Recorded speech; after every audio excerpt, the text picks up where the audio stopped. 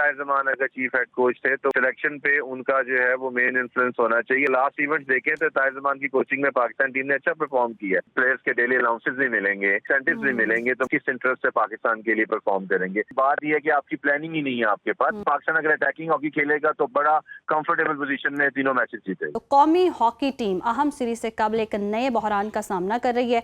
Head coach Tahir Zaman की अदम दस्तयाबी और Pakistan hockey federation के साथ इख्तलाफात ने खिलाड़ियों के मोराल को मुतासर किया और जराए के मुताबिक कैंप में ताखीर और खिलाड़ियों के मामलात पर लचक न दिखाने की वजह से टीम को गैर ज़रूरी दबाव का सामना करना पड़ा और अब बांग्लादेश के दौरे के लिए मोहम्मद उस्मान टीम की क़यादत करेंगे, जबकि ताहिर जमान स्पेन के दौरे के लिए दस्तयाब ही नहीं है।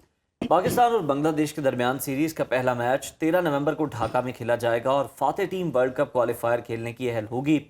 क्या पाकिस्तान हॉकी दोबारा अपने सुनहरी दौर की तरफ वापस जा सकती है और क्या सूरत हाल रह सकती है, मुस्तकबिल के क्या इम्कानात हैं, इस पर बात कर लेते हैं साबिक हॉकी प्लेयर इमरान भट्ट साहब से। साहब, आपको खुशामदीद कहते हैं प्रोग्राम में। हम आपसे जानना चाहते हैं कि हेड कोच की गैर मौजूदगी से टीम के हौसले और तैयारी पर कितना फ़र्क पड़ा है। पहले तो प्रोग्राम में इनवाइट करने के लिए थैंक यू वेरी मच। बिल्कुल फर्क क्यों नहीं पड़ेगा, फर्क पड़ेगा। मुझे नहीं समझ आई कि इख्तलाफात क्यों बढ़े, लेकिन जहां तक मुझे पता है, जो मेरे पास इंफॉर्मेशन है वो टीम की सिलेक्शन के ऊपर था। और देखिए, ताहिर जमान अगर चीफ हेड कोच थे तो उनकी जिम्मेदारी थी और वो अपनी जगह पे राइट पे हैं।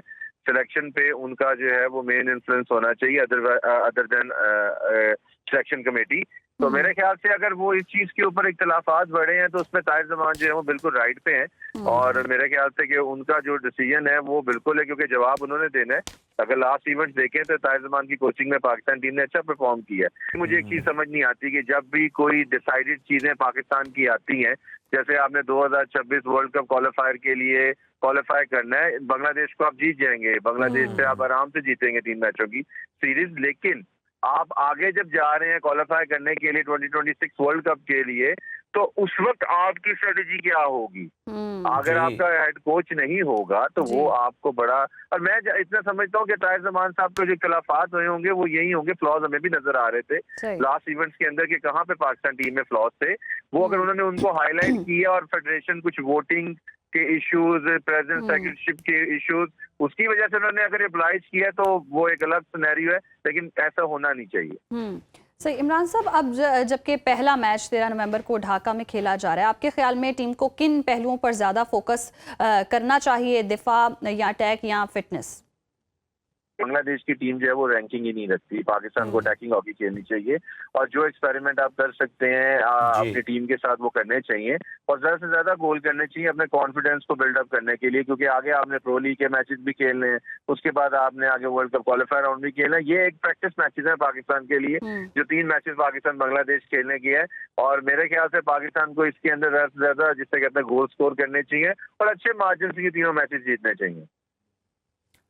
अच्छा, ये भी कहिएगा कि पाकिस्तान टीम की हॉकी की जो परफॉर्मेंस है पिछले कुछ अरसे में गैर मुस्तहकम रही है। आपके ख्याल में क्या बड़ी वजह है? फंड्स का मसला है, कोचिंग का है, या फिर खिलाड़ी जो है वो इस तरह से इंटरेस्ट नहीं ले रहे? कि जब प्लेयर्स के डेली अलाउंसेस भी मिलेंगे, उनको उनके इंसेंटिव्स भी मिलेंगे, तो मुझे आप एक बात बताएंगे वो किस इंटरेस्ट से पाकिस्तान के लिए परफॉर्म करेंगे। फिर भी ये हैट्स ऑफ प्लेयर्स के, वो जिस तरह परफॉर्म करते आए हैं पीछे अपने नेशन के लिए करते आए हैं, जिस तरह डेली अलाउंसेस नहीं मिले, डिले हुए, लेकिन जब तक प्लेयर क्लियर माइंड के साथ ग्राउंड में नहीं जाएगा, उसके अलाउंसेस क्लियर नहीं होंगे, उसकी चीजें क्लियर नहीं होंगी, तो मुझे बताएंगे वो कैसे परफॉर्म करेगा। आई डोंट थिंक सो कि अभी पिछले अलाउंसेस अभी क्लियर किए हैं इन्होंने या नहीं किए हैं, लेकिन मुझे नहीं लगता, क्योंकि एक मोराल बनाना एक टीम का, जिसे कहते हैं कि इंटरेस्ट पैदा करना और इंसेंटिव का एक, जिसे कहते हैं कि एक मिलना, इंटरेस्ट मिलना प्लेयर्स को, वो एक डिफरेंट चीज है। जब आपको पता ही नहीं है कि आपके अलाउंसेस कब क्लियर होंगे, आपके इंसेंटिव्स कब आपको मिलेंगे, तो प्लेयर्स ग्राउंड में जाके कैसे परफॉर्म करेंगे? प्लेयर्स का ब्रेड एंड बटर जो है वो इस वक्त ये हॉकी है और जब तक आप उनके फ्यूचर को सिक्योर नहीं करेंगे तब तक वो क्या परफॉर्म करेंगे? आप यकीनन फ्यूचर को भी सिक्योर करना चाहिए ताकि परफॉर्मेंस जो है वो बेहतर हो सके। अगर हम दूसरी टीमें देखें जैसे भारत और मलेशिया, जदीद ट्रेनिंग और प्लानिंग पर काम कर रही है, तो आपके ख्याल में क्या प्लानिंग होनी चाहिए? पाकिस्तान आलमी सतह पर वापस आने के लिए क्या करे? देखिए सबसे पहले तो इनको लीग ऑर्गेनाइज करनी चाहिए। मैं लाख दफा जी। कह चुका हूँ, जब तक आप लीग ऑर्गेनाइज नहीं करेंगे, देखिए आप अपने प्लेयर्स को जब तक ब्रांड नहीं बनाएंगे तब तक कोई भी बंदा उस पर इंटरेस्ट शो नहीं करेगा। आप अपने मुल्क में जब तक सीरीज नहीं करवाएंगे, ट्री नेशन नहीं करवाएंगे, जब तक टीम्स को इन्वाइट नहीं करेंगे, तब जी। तक इंटरेस्ट कैसे बिल्ड होगा, इंसेंटिव्स कैसे मिलेगा, स्पॉन्सर्स कैसे आएंगे। जब तक ये प्रॉपर अपना एक मार्केटिंग डिपार्टमेंट नहीं बनाएंगे कि आपने स्पॉन्सर्स कैसे लेने हैं, आपने हॉकी का इंटरेस्ट कैसे बिल्ड करना है। देखिए इधर पाकिस्तान में हॉकी में इन्वेस्ट करने के लिए बहुत लोग बैठे हुए हैं, लेकिन बात यह है कि आपकी प्लानिंग ही नहीं है आपके पास। हॉकी लीग करवाएं, थ्री नेशन सीरीज करवा दें या किसी टीम को इनवाइट करके सीरीज करवाएं ताकि इंटरेस्ट पैदा हो, स्पॉन्सर्स आए, प्लेयर्स को इंसेंटिव्स मिले। जब तक ये चीजें नहीं होंगी तब तक ना तो आपका एक ग्रास रूट लेवल पे कोई प्लेयर्स का पूल बनेगा, ना ही तब तक प्लेयर्स में इंटरेस्ट पैदा होगा, ना ही कोई बंदा हॉकी खेलने को तैयार। बिल्कुल सही। अच्छा, हमें ये भी बता दें कि हमारा जो कौमी खेल है इसमें हम देख रहे हैं कि नौजवानों की दिलचस्पी भी बहुत कम होती जा रही है, रुझान भी नहीं रहा। इस खेल को दोबारा मकबूल बनाने के लिए क्या इक़दाम करने चाहिए हमें? देखिए सबसे पहली बात ये है कि पीटीसीएल जैसे प्लेयर्स को सपोर्ट कर रहा है और मीडिया आपको नजर भी आ रहे हैं, फिर इसी तरह दूसरे मल्टीनेशनल कंपनीज भी आनी चाहिए, स्पॉन्सर्स भी आने चाहिए, लेकिन इसके लिए एक प्लान होना चाहिए। जब तक ये प्लान को यूटिलाइज नहीं करेंगे, उससे इम्प्लीमेंट नहीं करेंगे, तब तक कोई भी बंदा हॉकी में इंटरेस्ट शो नहीं करेगा। ये तो इनको मीडिया का शुक्रिया अदा करना चाहिए कि मीडिया फिर भी हॉकी के ऊपर कोई ना कोई बात, कोई ना कोई इंटरेस्ट शो करता है, जिसकी वजह से हॉकी अभी जिंदा है।